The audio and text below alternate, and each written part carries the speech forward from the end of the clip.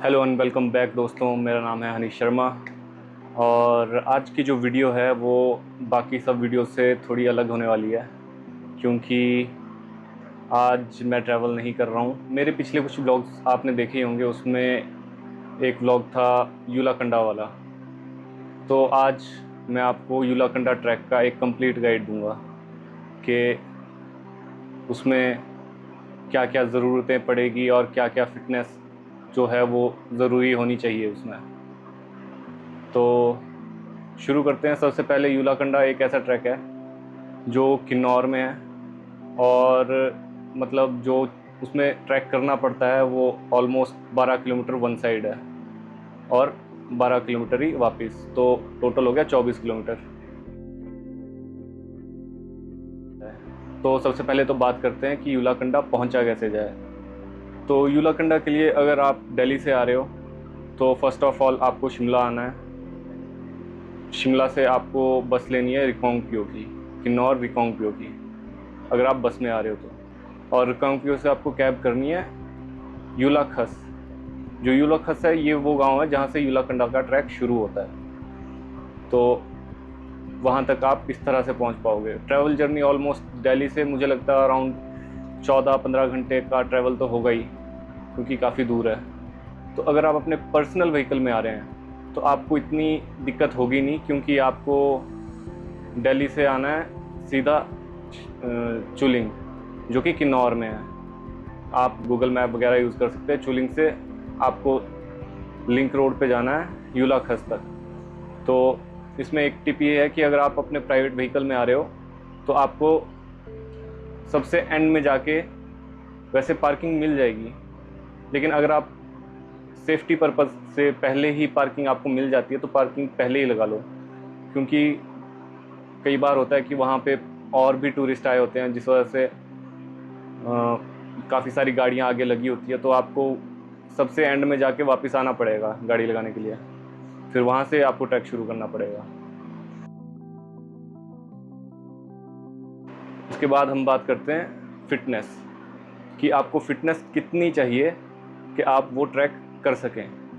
अगर आपका लाइफस्टाइल बिल्कुल सेडेंट्री है, आप बिल्कुल चलते नहीं हो, बिल्कुल भी अवॉइड करते हो चलना, लिफ्ट हमेशा लिफ्ट यूज़ करते हो, और स्टेयर्स हमेशा अवॉइड ही करते हो, और पैदल भी कम ही चलते हो, तो हाँ, आपको ऑलमोस्ट 2 महीने पहले से शुरुआत करनी चाहिए कि आप स्टेयर्स यूज़ करना शुरू करें, ज़्यादा चलना शुरू करें, ताकि जो आपके मसल्स हैं ना वो थोड़े एक्टिव हो जाएं ट्रैक से पहले। क्योंकि जब आप बिल्कुल ऐसे सेडेंट्री लाइफस्टाइल से ट्रैक शुरू करते हो ना, तो फर्स्ट डे तो आप जैसे कैसे कर लोगे, सेकंड डेज़ में आपको क्रैम्प्स आ जाएंगे, जिस वजह से आप कंप्लीट नहीं कर पाओगे। और ट्रस्ट में मैंने लोगों को देखा है, लास्ट के 1 किलोमीटर से लोग वापस हटते देखे हैं मैंने, कि लास्ट का 1 किलोमीटर उन्होंने कंप्लीट नहीं किया।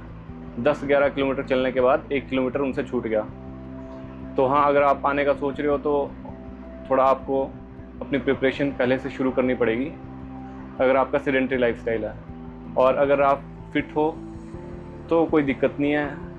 ऐसे पर्सनली मैं इस ट्रैक को इजी टू मीडियम में डालता हूँ, मतलब इतना कुछ बहुत हार्ड या टेक्निकल ट्रैक नहीं है, मतलब आप आराम से जा सकते हो। हाँ, लास्ट में इंक्लाइन है थोड़ा सा 1 किलोमीटर में, लेकिन वो भी हो ही जाता है। जब इतना आप चलोगे तो वो भी हो ही जाएगा। नेक्स्ट हम बात करेंगे कि आपको वहाँ जाने के लिए क्या क्या ज़रूरी चीज़ें चाहिए होगी। तो जो ट्रैकिंग एसेंशियल्स होते हैं, अपना वार्मर वगैरह, वो तो सब बताते हैं, मतलब वो तो एक कॉमन सेंस है कि आप अगर ऐसी जगह पे ट्रैक पे जा रहे हो तो वो तो बिल्कुल ही कॉमन सेंस है कि ये तो ले ही जाना चाहिए। लेकिन हमेशा जब भी ट्रैक कर रहे हो तो उसमें आपको एक चीज़ ध्यान में रखनी है कि ओवर पैकिंग नहीं करनी है, ज़्यादा सामान नहीं डालना है। अगर आप ज़्यादा सामान डालोगे तो वो फिर आप पे ही बैकफायर करेगा जब आप ट्रैक कर रहे होंगे, क्योंकि वो आपको अपनी पीठ पे ही ले जाना है। कम से कम सामान डालो और सिर्फ ज़रूरत का सामान डालो। जब हम गए थे तो हमने ओवर पैकिंग कर ली थी, हमने बहुत ज़्यादा खाने का सामान डाल दिया था, बहुत ज़्यादा एक्स्ट्रा। रास्ते में भी जो भी हमें लग रहा था कि ये भी ले चलते हैं, ये भी ले चलते हैं, तो मैक्सिमम जो हमने ज़्यादा एक्स्ट्रा डाला था वो सिर्फ फूड था जो हमने एक्स्ट्रा डाला था। पैकिंग के लिए मैं बोलूँगा कि मोटा मोटा आपको जो वार्मर होते हैं, ठीक है, ट्रैक पैंट्स वगैरह, वो जो नॉर्मल हर ट्रैक पे बंदे जाते हैं वही यूज़ करते हैं। रेन कोट ज़रूर लेना है, क्योंकि बारिश लग सकती है कभी भी वहाँ पे, क्योंकि पहाड़ों पे जब आप हाई एल्टीट्यूड पे जाते हो ना, वहाँ पे मौसम बिल्कुल अलग होता है, वहाँ का बिल्कुल अलग सिस्टम होता है।